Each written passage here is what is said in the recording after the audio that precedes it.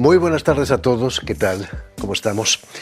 Este jueves se abre en el Grand Palais, aquí en París, recientemente restaurado, el Salón París Photo, una de las citas más importantes de paso obligado para profesionales y amantes de la fotografía. En la edición de este año se ha querido subrayar temas fundamentales en nuestra sociedad como el papel de las mujeres fotógrafas y la conservación del medio ambiente. Precisamente nuestra invitada de hoy, la artista española Almudena Romero, utiliza en su trabajo fotográfico elementos naturales y sobre todo vegetales. Welcome home, Columbia. Beautiful, beautiful. So I have to take it up the hangar, Joe? We're going to dust it off first. Discovery Houston, we're still looking at it.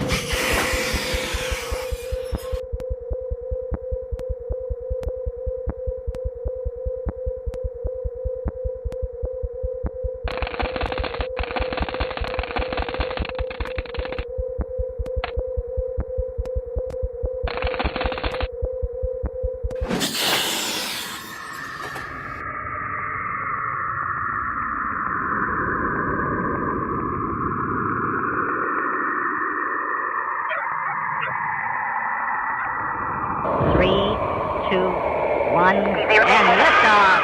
Liftoff.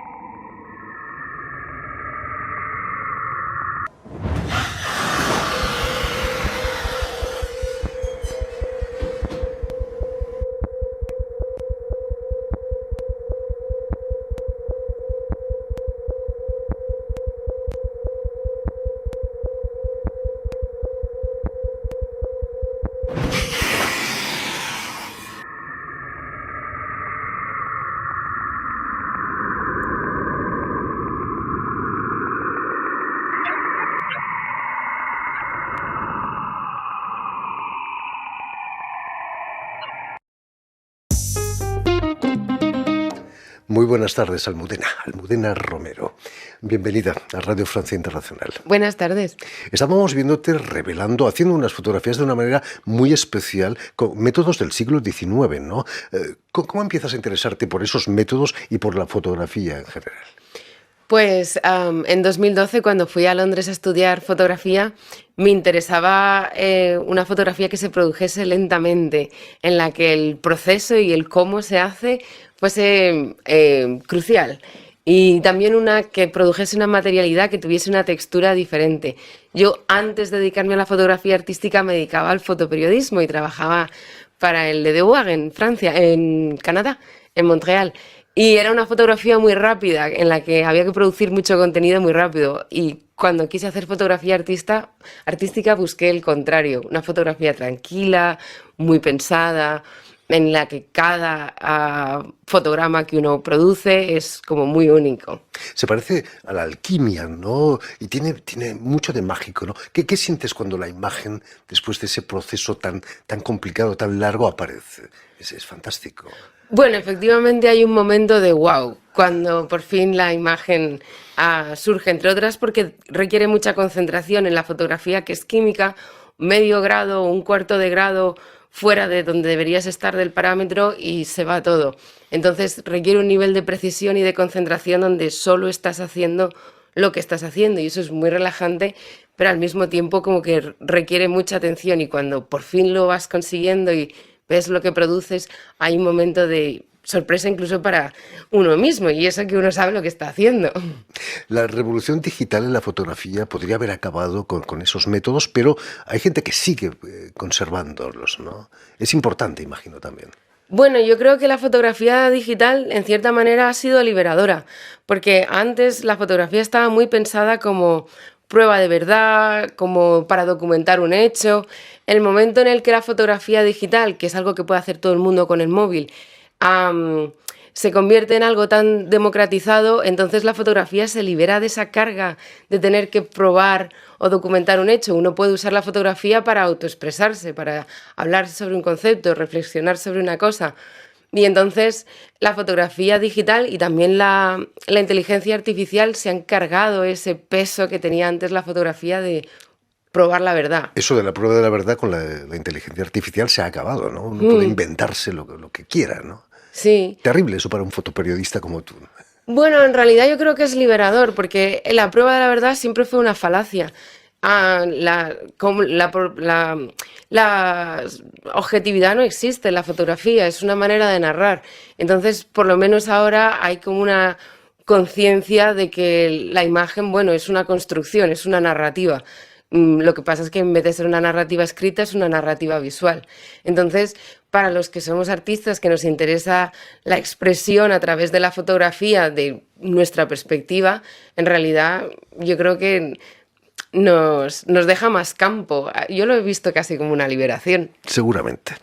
Una de las exposiciones en las que participas, organizada por Fish Eyes, aquí durante el París Photo, lleva el título de Nothing Artificial. ¿Esa es la meta de tu trabajo después de haber hecho mucha química, intentar evitar todo lo artificial? Sí, pues es que en realidad el inicio de la fotografía al color está basado en la fotografía hecha a base de pétalos de flores y es del siglo XIX también.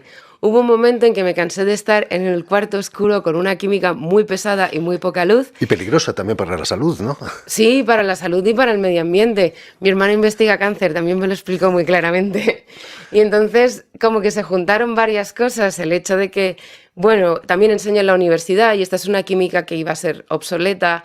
Como profesora de universidad, en un momento te preguntas qué es lo que realmente quiero enseñar a mis alumnos y a qué quiero yo dedicar mi práctica artística. Uno, aunque solamente sea por inteligencia, no se quiere dedicar a trabajar con un material que mañana será obsoleto. Pero luego también hay un deber ciudadano de enseñar a los demás y uno mismo producir de una manera que no destroce el planeta. Por supuesto. Las obras que expones han sido impresas en hojas y luego fosilizadas por bioresina. Es cierto que las has realizado en Valencia, donde vive tu familia, una familia de agricultores que se dedican a la naranja, ¿no?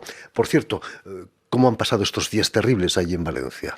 Bueno, pues nosotros tenemos la suerte de que nuestro pueblo está bastante alto y entonces hemos tenido la suerte de que nuestra casa y nuestros amigos, nuestros familiares, la gente de nuestro pueblo está bien, pero obviamente pues la gente está muy afectada y tiene un sentimiento de abandono bastante fuerte. Luego, gracias a Dios, también la gente en Valencia es muy cooperativa y entonces ha habido mucho apoyo entre los unos y nosotros. Nosotros estamos todos bien, tenemos esa suerte, pero bueno, obviamente pues es muy triste que la gente se sienta abandonada en un momento tan difícil. Ha sido realmente un traumatismo, aunque no te hayas visto afectada, ¿no? Y eso muestra que la naturaleza puede ser muy peligrosa si no nos ocupamos de ella, ¿no? Bueno, efectivamente, esto lo que pone de relieve es que el negacionismo del cambio climático es muy peligroso. Yo personalmente creo que debería de estar considerado como un delito. Uno no puede negar el cambio climático y negar que estos eventos pasan o que estas tormentas van a venir, porque eso luego afecta a la vida de la gente directamente y la gente pues se muere o sufre y eso no se puede permitir. Y tú das ejemplo, no utilizas ampliadora en tu trabajo, es el sol que utiliza la fotosíntesis de las plantas para revelar, para imprimir esas fotos, ¿no? Es un proceso no tan complicado, ¿no? He visto un vídeo en el que tapando con una foto una hoja, una gran hoja, puedes imprimir una imagen, ¿no? Sí, el proceso en sí es increíblemente simple, porque como viene de una técnica del siglo XIX, antotipia, yo lo que he hecho es, en vez de hacer jugo a base de plantas, utilizar las plantas directamente. Es una reinterpretación del inicio de la búsqueda de la fotografía en color que se abandonó porque en el siglo XIX pues la fotografía química se comercializa mejor, es más pertinente para el capitalismo, para poder vender cosas. La fotografía vegetal, al no ser tan duradera, por decirlo de alguna manera, o tan estable, pues en el siglo XIX no cogió vuelo. Pero ahora que tenemos otras problemáticas, como bien se está viendo estos días, pues una fotografía vegetal que no daña el planeta y que además permite expandir un poco cómo entendemos lo que es fotografías, si es escribir con luz, pues creo que sí que es más relevante. Por supuesto. Es cierto que tu abuelo tuvo una gran influencia en que decidieras utilizar materiales agrícolas, si me permites. Sí, bueno, obviamente nosotros hemos crecido todas nuestras vacaciones y muchísimo tiempo en Valencia, en la casa de mis abuelos, que es una granja, ellos son naranjeros, y bueno, eran... Y eso ha tenido una influencia enorme en mí, sobre todo mi abuela, porque fue ella pues la que cultivó un poco en mí el gusto por las plantas. De hecho, aunque el principio de la investigación parte del siglo XIX, yo he tenido que reinvestigar todas las plantas del jardín de mi abuela para saber pues cómo funcionan, cuál es la dinámica. O sea, que no solamente hay un legado material evidente del jardín de mi abuela, sino todo un legado cultural y un interés que ella pues sembró en mí, por decirlo de alguna manera. Y mi última obra, que se basa en cultivar una fotografía, es realmente un homenaje a ellos. ¿Y cómo entra la fotografía en tu vida? Estudias en Canadá, me decías, pero ¿qué es lo que te lleva a la fotografía? ¿El fotoperiodismo, quizás? Sí, y la importancia de la imagen. Creo que cuando me empezó a interesar cómo porque se estudia, yo creo que se estudia poco lo que es la fotografía para la importancia de las imágenes en cómo nos pensamos a nosotros mismos, cómo pensamos nuestra realidad. Hacer fotos es como leer y escribir. Todo el mundo debería de tener una cierta capacidad para poder leer, escribir, y cuando uno lee también darse cuenta que hay una narrativa, un discurso, una opinión. En fin, esas cosas se estudian en el colegio cuando estudias lengua y literatura. Pero creo que comunicación visual también debería estudiarse porque está muy presente y cada vez nos comunicamos más por imágenes y cada vez está todo más mediatizado visualmente, y no tener ese tipo de educación creo que nos hace muy vulnerables. Y eso me interesó cuando empecé a estudiar en la universidad. Y ya me fui por esa vía. ¿Cómo aterrizaste en Londres? Quizás allí se es más abierto ante nuevas tendencias del arte, por ejemplo. Sí, bueno, y también que hay como más becas para estudiar. Y yo vengo de una clase pues muy humilde y a mí me hacen falta becas para poder estudiar, y entonces me pedí una beca para ir a la Universidad de Artes, y entonces allí pude estudiar fotografía. También hay programas específicos de fotografía. Cuando yo estaba en Madrid, en Bellas Artes, fotografía era un módulo muy pequeño. Y allí, sin embargo, pues es todo un programa, y es un programa que tiene una cosa que ellos llaman como contexto crítico, que es que no solamente te enseñan a producir de manera material, sino a pensar en el contexto en el que tú estás produciendo, los antecedentes, quién ha producido obras en ese estilo, pero además la repercusión que tiene en el contexto actual. Así que creo que en Inglaterra desarrollé más como pensamiento crítico, para eso me sirvió mi máster. Y ahora estás aquí en París, tienes una exposición individual en un sitio maravilloso, un invernadero en los jardines de Albert Kahn, en Bologne, están justo al lado de París, ¿no? ¿Cómo salió esa exposición? Cuéntanos. Pues eso salió en 2021. En noviembre yo estaba exponiendo en París Foto y estaba exponiendo unas imágenes directamente impresas en berros a través de fotosíntesis, y son fotografías vivas porque la planta está viva, la planta va evolucionando. De hecho, al final de la feria pues la planta hace la imagen como que desaparece porque bueno, la planta va evolucionando. Y entonces a la directora del museo le encantó el proyecto y me dijo, bueno, lo que haces es realmente pone junto fotografía y plantas, y a nosotros el museo, la colección de Albert Kahn, es precisamente eso, fotografía y plantas. Y entonces le expliqué, bueno, pero estas imágenes son efímeras, esto es un proyecto difícil porque vais a tener que convertir parte de la arquitectura del museo en mi estudio artístico para que yo esté allí produciendo. Y eso le encantó. Tuve mucha suerte porque normalmente eso hubiese sido un uy, qué lío. Pero ella se lo tomó muy bien. Son bastante innovadores en el Museo Albert Kahn, la verdad. Tienen muchos artistas en residencia, pero esta es la primera vez que transformaron la arquitectura del museo para producir fotografías vivas. Y entonces, durante 6 semanas hemos estado produciendo imágenes en continuación sobre plantas que los visitantes del museo podían ver en diferentes estadios de producción o de degradación. Porque como es algo que evoluciona y es cíclico, pues... La directora estaba encantada, pero los conservadores del museo desesperados, ¿no? Imagino. Pues es que en realidad no son obras para conservarse, son obras para tener la experiencia de ir al museo y ver una cosa que no has visto nunca antes, porque no se ha hecho antes. Entonces, no son obras para coleccionistas, y también cuestionábamos un poco la directora y yo el rol del museo. La verdad es que es un proyecto muy punk, porque por lo general los museos tienen como la obligación de preservar la cultura y la historia de los ciudadanos, ¿no? Tienen como esta especie de custodia. Pero también tienen la obligación de apoyar a los artistas en esta investigación hacia materiales sostenibles. No puede ser que todo el trabajo de intentar producir de manera sostenible y vivir en concordancia con el medio ambiente recaiga solo sobre los artistas. En la industria del arte todo el mundo juega un papel.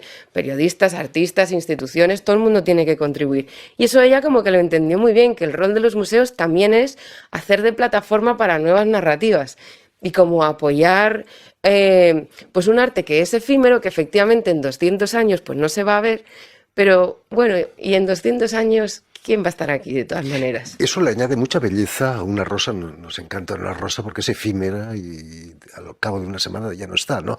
Nuestras vidas también son efímeras. Olvidamos eso, que somos efímeros.